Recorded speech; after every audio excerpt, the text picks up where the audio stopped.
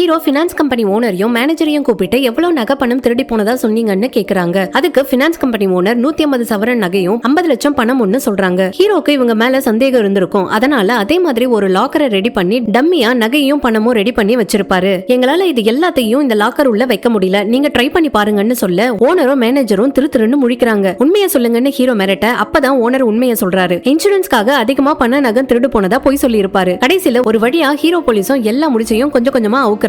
டிஒஎஸ்பியும் ஹீரோவை கூப்பிட்டு அதான் தேவையான எவிடன்ஸ் எல்லாம் இருக்குல்ல, அப்புறம் ஏன் கேஸ் க்ளோஸ் பண்ணலன்னு பயங்கரமா திட்டுறாரு. ஆனா ஹீரோக்கு உண்மையாவே அந்த 4வது ஆள் தான் எல்லா நகை பணையும் ஆட்டைய போட மத்த 3 பேரை போட்டு தள்ளி இருப்பான்னு சந்தேகம் இருந்திருக்கும். எனக்கு 1 வீக் மட்டும் டைம் கொடுங்க சார்னு சொல்றாரு. ஆனா ஹையர் ஆபீசர் எக்ஸ்பீரியன்ஸ் இல்லாம உன்னை இந்த கேஸ்ல போட்டதுதான் நான் பண்ண தப்பு, உனக்கு 1 வீக்ல டிரான்ஸ்பர் வந்துரும்னு சொல்லிட்டு போறாரு. இத கேட்டதும் ஹீரோவுக்கு ரொம்பவே மனசு கஷ்டமாயிடுது. கொஞ்ச நாள் முன்னாடி தொலைஞ்சு போன நகையை யாராச்சும் விற்க வந்தா போலீஸ்க்கு இன்ஃபார்ம் பண்ண சொல்லி எல்லா அடகு நகை கடைகளுக்கும் சர்க்குலர் போயிருக்கும். ஒரு நாள் ஒரு நகை ஆசாரி அவருக்கு சந்தேகம் இருக்குன்னு போலீஸ்க்கு இன்ஃபார்ம் பண்ணிருப்பாரு. அங்க வர போலீஸ் கிட்ட நேத்து ஒரு லேடி வந்தாங்க, நகையை வித்து முழு பணத்தையும் கேட்டாங்க. ஃபுல் அமௌண்ட் உடனே தர முடியாதுன்னு சொன்னேன், நீங்க போன் நம்பரை கொடுத்துட்டு போங்கன்னு சொன்னேன். ஆனா அந்த லேடி பரவாயில்ல நான் நாளைக்கு வரேன்னு சொல்லி கிளம்பிட்டாங்க. இந்த ஆசாரி அந்த செயினை ஒரு போட்டோவும் எடுத்து வச்சிருப்பாரு. அதை ஹீரோ கிட்ட காட்டும் போது அவங்க நகையை விற்க பேரம் கூட பேசல, சொல்ற ரேட்டுக்கே ஓகே சொல்லிட்டாங்கன்னு சொல்றாரு. அப்புறம் இங்க இருந்து ஆப்போசிட்ல இருக்கிற மெடிக்கல் ஷாப்க்கு போனதா சொல்றாரு. அங்க போய் விசாரிக்கும் போது அவங்க கை கால் விழுந்தவங்களுக்கு போடுற டேப்லெட்டை வாங்கிட்டு போனதா சொல்றாங்க. இதெல்லாம் விசாரிச்சுட்டு ஹீரோ ரிட்டர்ன் வரும்போது அவருக்கு ஒரு கால் வருது. திரும்பவும் அந்த ஆசாரி கடைக்கு போறாரு. அப்போ அவரோட பையன் ஒரு விஷயத்த சொல்றாரு. கடையில இருக்கும்போது அந்த லேடிக்கு ஒரு கால் வந்தது, அந்த ரிங் டோன் ஒரு செண்டை மேல தொடுதுன்னு சொல்றாரு. உடனே ஹீரோவும் இந்த மாதிரி நம்ம எங்கேயோ கேட்டிருக்குமேன்னு சொல்லி யோசிக்கிறாரு. ஹீரோக்கும் ஒரு வாரம் தான் டைம் இருக்குன்றதுனால மறுபடியும் எல்லா சிசிடிவி ஃபுட்டேஜையும் ஃபைல்ஸையும் நைட் ஃபுல்லா உட்காந்து அலசி ஆராய்ச்சி பாக்குறாரு. அப்போ அந்த ராபரி நடந்தப்போ இருந்த வீடியோவை பார்த்துட்டு இருக்கும் போது திடீர்னு எதையோ பார்த்துட்டு ஷாக் ஆகுறாரு. ரெசார்ட் ஓனர், நகை ஆசாரி பையன், மெடிக்கல் கடை பொண்ணு, இப்படி எல்லாரும் சொன்ன எல்லா விஷயத்தையும் லிங்க் பண்ணி பாக்குறாரு. நகை ஆசாரி கிட்ட ஒரு போட்டோவை காமிச்சு இந்த லேடியான்னு கேட்க அவரும் ஆமாங்க இவங்க தான் சொல்றாரு. பார்த்தா இவர் ஃபர்ஸ்ட் டே ஜாயின் பண்ணும்போது ஒரு கான்ஸ்டபிள் வீட்டுக்கு போயிருப்பாருல்ல, அவரோட வைஃப் தான் நகையை விற்க வந்திருப்பாங்க.